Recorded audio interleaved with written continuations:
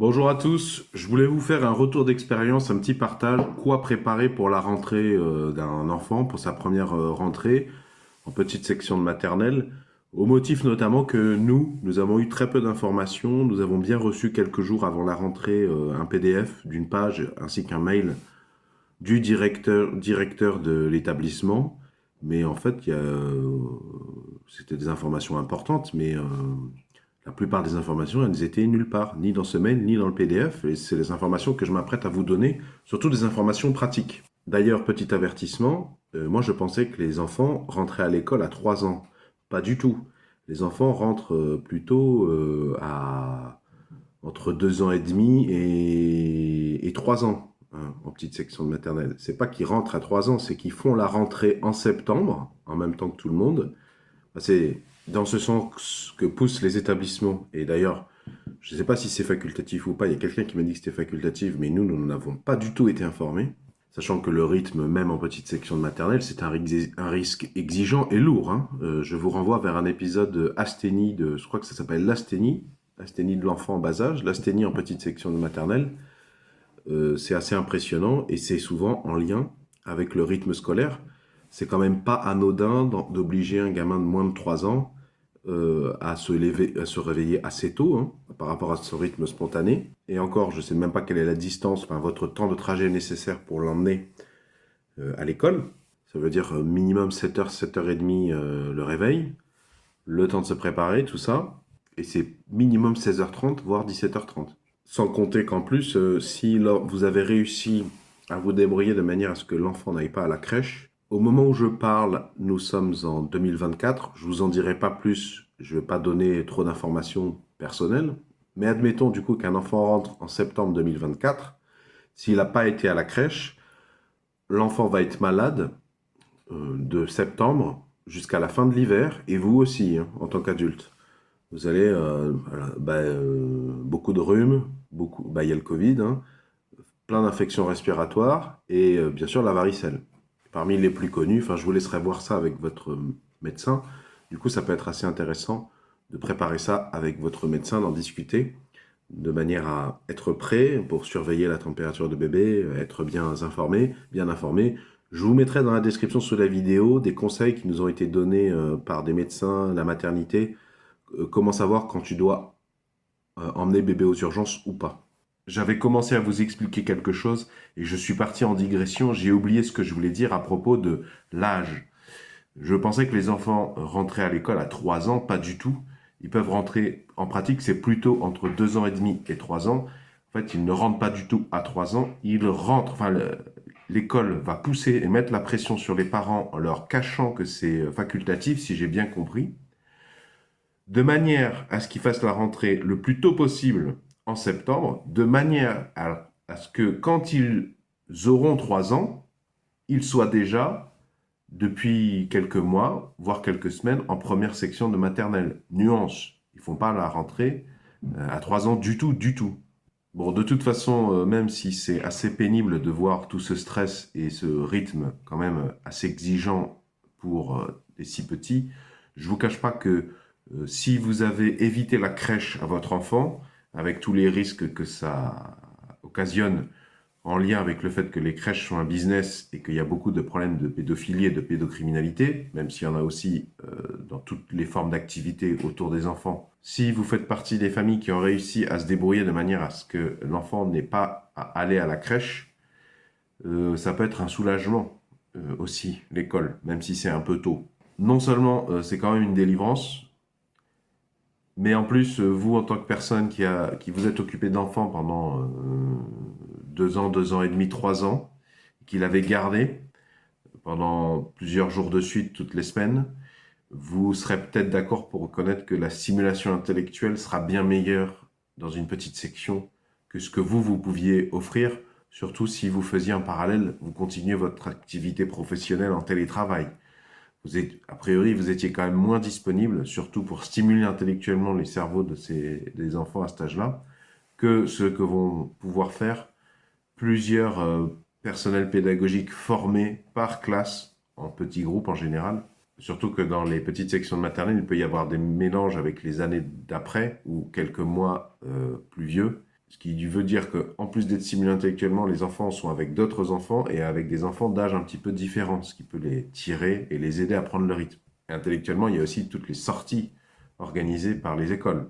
Sorties surveillées, sorties diversifiées, sorties culturelles, sorties en plein air, etc., etc. Donc ceci étant dit, pour le jour de la rentrée, nous n'avons pas été prévenus. Bon déjà, le choix du cartable, le choix du sac. Moi, c'est un des trucs qui m'a le plus préoccupé au départ, le contenant.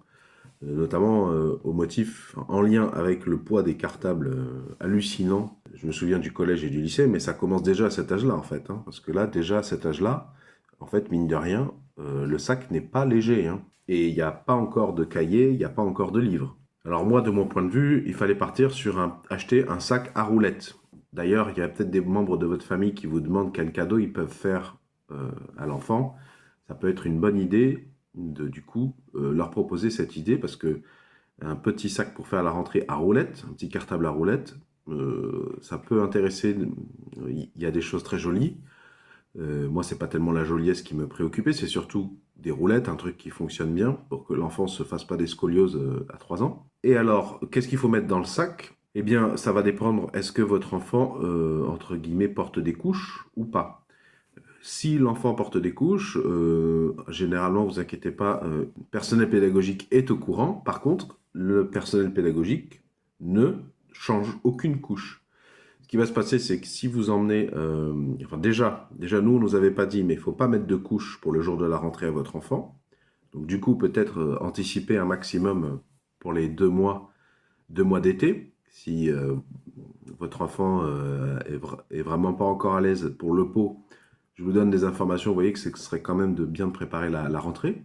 Surtout que c'est quand même des émotions assez fortes, la rentrée, même si ça se passe très bien. Qui dit émotion forte, qui dit bouleversement, dit probabilité d'accidents dans la culotte accrue. Donc du coup, il ne faut pas mettre de couche à votre enfant, même si une semaine avant, il en portait encore. C'est ce que demande l'établissement. Vous lui mettez une culotte, tout simplement, pantalon, haut, enfin, vous l'habillez pour la saison en fonction du climat où vous vous trouvez. Par contre, il faut mettre un rouleau de sacs plastiques, de petits sacs plastiques, sacs poubelles, pardon, petits sacs poubelles noirs, des trucs pas chers, là, et des tenues de rechange. Prévoyez au moins 2 tenues de rechange complètes, haut et bas. Parce qu'en fait, le point de vue, c'est dès le premier jour de rentrée, le personnel pédagogique va emmener les enfants régulièrement aux toilettes. Et je ne connais pas le détail. Je suppose qu'ils peuvent réclamer aussi aller aux toilettes. Mais du coup, c'est ça la politique en France métropolitaine, hein, des informations que j'ai. C'est si on laisse l'enfant se faire dessus. Quand il se fait dessus, eh bien, le personnel pédagogique l'emmène dans un coin, j'imagine, et le change. Pas dans un coin de la classe, hein, j'imagine que c'est à l'écart, et le change le bas, la culotte aussi, j'imagine, oui, et éventuellement le haut ou un autre vêtement qui aurait été touché par le pipi ou le caca. Et du coup, comprenez que le personnel ne va pas nettoyer non plus ses vêtements, ils vont les mettre pêle-mêle dans un des sacs poubelles noirs dont vous aurez mis un rouleau ou 4 ou 5 sacs. Et du coup, à la sortie de l'école, ben, quand il y a eu des accidents, eh bien, vous trouverez ça dans le sac de l'enfant. Donc, sac poubelle, 1, 2, voire 3 tenues de rechange. Franchement, c'était pas cool de pas nous prévenir. Motif de cette vidéo. Et je vous souhaite que ça vous arrive pas, parce que franchement, c'est pas cool. Et également une gourde. Si vous n'en avez pas, achetez une gourde, enfin récupérez une gourde que bébé puisse manipuler, qui soit robuste et qui ira dans le sac, parce que c'est là que bébé ira chercher l'eau quand il voudra boire. Prévoyez aussi la tétine pour le dodo, parce qu'en fait, il y a la sieste tous les jours. Et qui dit tétine, bah, dit la boîte de rangement, souvent, enfin, ça dépend comment vous achetez vos tétines, mais les tétines, là, dans le cas présent, c'est pas mal d'avoir la boîte de rangement, la boîte en plastique qui se ferme sur la tétine de manière à ce qu'elle ne se salisse pas dans le sac. Et vous savez, c'est des boîtes qui se referment en laissant en extérieur le petit cordon qui permet de clipser aux vêtements, au col de bébé. Quoi d'autre? Soit une compote, soit des biscuits. Je sais plus, c'est donc 1 ou 2 goûters à prévoir par jour. Je vous le mettrai dans la description sous la vidéo. Il faut que j'aille demander à madame. Il me semble que c'est 1. Et je ne sais pas si dans tous les établissements ce sera comme ça, mais il faut prévoir, mais ça c'est plutôt pour vous, la carte de la cantine. La carte de la cantine, vu que quand vous allez arriver le matin, chaque matin déposer bébé, il faudra donner la carte de la cantine et dire oui, bébé mange à la cantine, non, bébé ne mange pas à la cantine. Et alors maintenant que je vous ai dit ça, repensez-y, ça fait quand même beaucoup, mine de rien. Parce qu'un sac pour bébé, les épaules de bébé, c'est pas très large. Un sac pour bébé, ça dépend de la taille du bébé, justement. Mais si vous réfléchissez, une gourde, plus deux voire trois tenues de change, plus quelques sacs poubelles noirs, plus la boîte en plastique de la totote, de la tétine avec la tétine, plus la carte de la cantine. Bon, la carte de la cantine, c'est pas très épais, mais ça représente un certain volume. Et donc faites attention, parce que peut-être que si vous investissez dans un sac, un cartable à roulettes, peut-être que ça sera un petit peu juste. Vérifiez du coup pour votre achat. Ou alors peut-être partez sur l'idée qu'il y aura un sac qui va être très temporaire le temps que bébé apprenne à être propre, qui va peut-être durer que 2 3 mois. Un sac qui se met comme ça, peut-être c'est pas très grave parce que c'est vous qui le porterez de toute façon en allant à l'école. Et une fois que bébé a pris de plus en plus de confiance en lui, qu'il a de moins en moins d'accidents sur lui, que vous voyez qu'il fait de plus en plus de journées sans qu'il ait d'accident, bah du coup, de 3 tenues de change, vous pouvez passer à 2, puis à une. Bah, du coup, vous diminuez le volume nécessaire dans le sac, et du coup, vous pourrez revenir à un sac à roulettes. Même s'il a un peu moins de volume, ça passera crème. Si j'oublie des choses, je vous les mettrai dans la description sous la vidéo. Si j'ai oublié des choses, des préparatifs, des choses à prévoir, des informations, je vous les mettrai dans la description sous la vidéo. D'ailleurs, à certaines périodes de l'année, dans la première année, il peut y avoir des activités. Par exemple, un truc qui, il me semble, national, c'est la semaine du goût. Pendant la semaine du goût, va vous être demandé, je suppose vous, parents ou tuteurs ou responsables légal ou proches, on va vous demander de prévoir pendant une semaine un fruit ou un légume d'une couleur pour tous les jours de la semaine. Donc un fruit par jour. Ben, il y a, du coup, dans votre sac, si c'est une pomme ou une orange, c'est assez grand. Du coup, à anticiper ça aussi. Je me permets d'insister, de vous inviter à aller écouter la vidéo sur l'asthénie de l'enfant que je vous ai mise dans la description parce que nous, ça nous est tombé dessus. C'est assez impressionnant, c'est assez inquiétant. C'est pas très grave en réalité, ça part comme c'est venu assez rapidement. Mais du coup, c'est mieux d'être prévenu avant pour pas être en panique et pour pas vous faire mal au cœur pour rien, pour pas vous bouffer trop le cerveau. Voilà, je vous souhaite de bons préparatifs. Je vous souhaite que ça se passe le mieux possible pour l'enfant et vous. Si vous avez apprécié ma démarche de partage d'informations, est-ce que vous pouvez mettre un pouce vers le haut, s'il vous plaît? Pouvez-vous mettre un j'aime? Sur la chaîne Solutions et Débrouille, je partage plein de solutions sur des thématiques diverses et variées, mais j'ai fait une série que j'ai intitulée Puériculture, plein d'informations pratiques à connaître. Moi-même, j'aurais bien aimé trouver sur Internet.